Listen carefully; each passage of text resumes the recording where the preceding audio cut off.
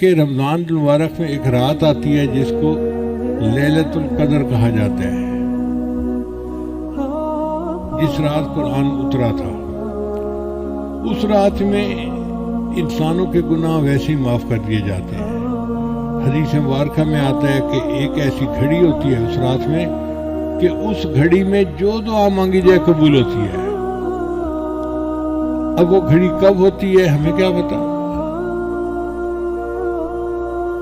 حق تو یہ تھا کہ ہم 365 راتوں میں اس کو ڈھونڈتے، مگر اللہ نے کام آسان کر دیا۔ نبی السلام نے بتایا کہ وہ رمضان مبارک کے اندر ہوتی ہے۔ اس کا مطلب یہ ہے کہ 365 راتیں جاگنے کی ضرورت نہیں، 30 راتیں جاگنے کی ضرورت ہے۔ پھر بندہ سوچتا ہے کہ 30 راتیں جاگنا تو بڑا مشکل کام ہے، تو نبی السلام نے کام اور آسان کر دیا۔ فرمایا کہ تم رمضان مبارک کے آخری عشرے میں لیلۃ القدر کو تلاش کرو۔ تو 20 راتیں اور نکل گئیں، باقی 10 راتیں رہ گئیں۔ پھر بندہ سوچتا ہے جی کہ 10 راتیں جاگنا بھی بڑا مشکل کام ہے، تو نبی السلام نے کام کو اور آسان کر دیا۔ فرمایا آخری عشرے کی جو طاق راتیں ہیں ان میں اسے ڈھونڈو۔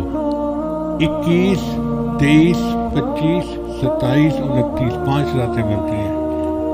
یوں سمجھیں کہ 365 میں سے 5 راتیں ہیں جن میں ہمیں لیلۃ القدر تلاش کرنی پڑے گی۔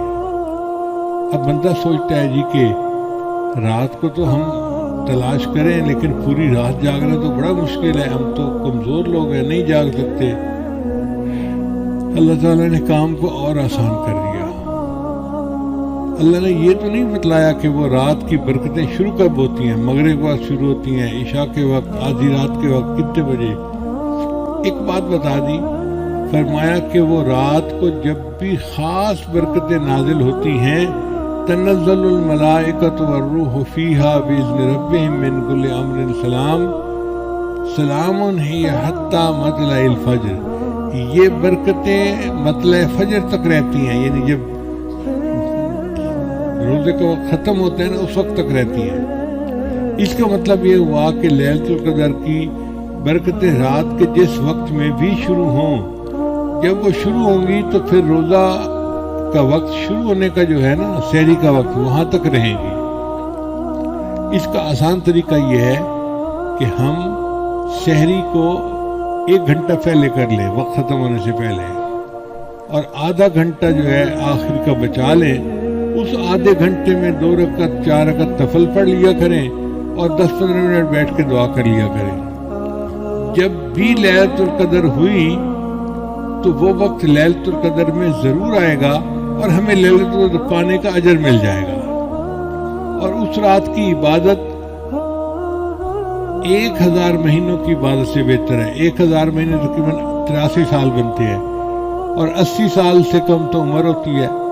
اس کا مطلب یہ کہ ایک رات اگر مل گئی تو پوری زندگی کے گناہ معاف ہو جائیں گے۔ اللہ نے کام کو کتنا آسان کر دیا۔ تھوڑی سی ہمت کرنے کی بات ہے، اللہ تعالیٰ کی رحمت بہانے ڈھونڈتی ہے مغفرت کے۔ پھر ایسا بھی ہوتا ہے کہ ایک بندہ پورا مہینہ غفلت پہ رہا، اس نے نہیں خیال کیا، تو انسان کی فطرت ہے جب آخری دن آتا ہے نا تو اس کو احساس ہوتا ہے یار رمضان نکل گیا ہاتھ سے۔ پھر الوداع یا سحوری الوداع پڑھنا شروع کر دیتے ہیں۔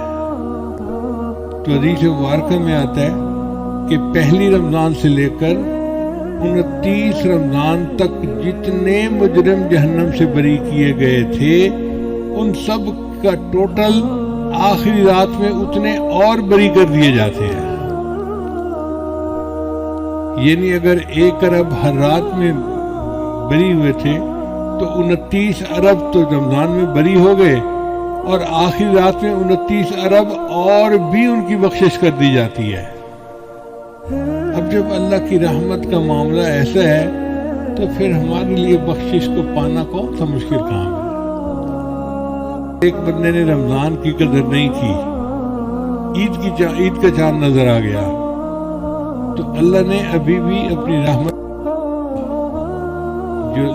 جو ہوتی ہے نا عید کی رات، اس کا نام ہوتا ہے لیلۃ الجائزہ۔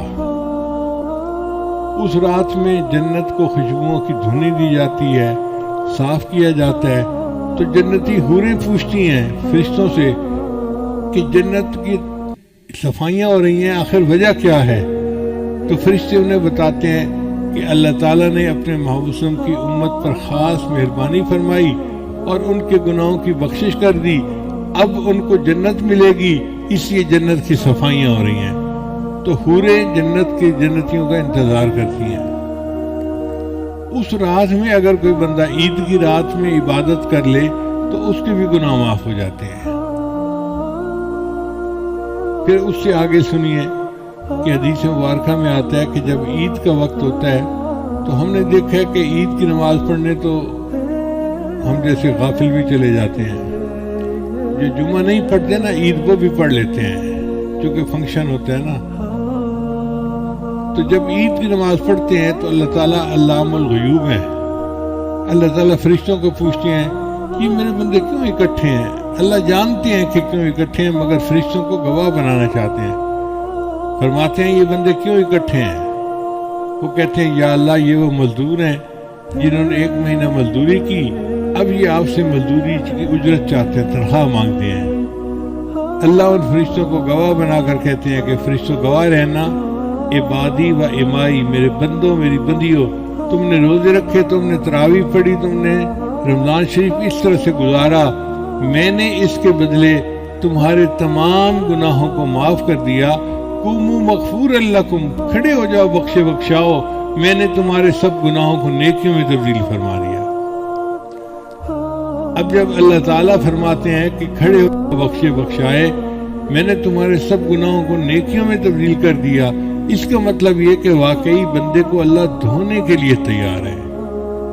تو یہ رمضان کا مہینہ شہر الغفران ہے، ہم بھی نیت کریں کہ ہم نے اپنے آپ کو دھلوانا ہے اور گناہوں سے ہم نے جان چھڑا کے ایک نئی زندگی شروع